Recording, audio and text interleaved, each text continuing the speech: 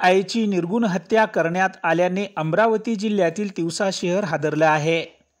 3 September रोजी आज सकाळी 11 वाजताच्या सुमारास अशोकनगर परिसरात घडलेली ही घटना संपूर्ण जिल्ह्यात खळबळ उडवणारी ठरली आहे। दिवसा शहरातील अशोकनगर येथे अमोल वसंत डाकोरे वय 40 वर्ष आणि सुशीला वसंत डाकोरे वय 58 वर्ष या माय लेकराचा घरासमोरच चाकूने भोगसून निर्गुण खून करण्यात आला।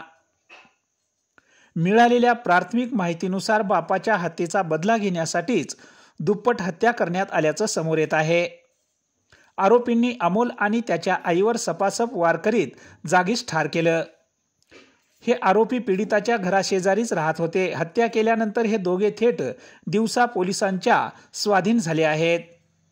पोलिसांकडून दोघांविरुद्ध गुन्हा दाखल करण्याची प्रक्रिया सुरू होती। या धक्कादायक घटनेनंतर घटनास्थळी नागरिकांची मोठी गर्दी झाली होती।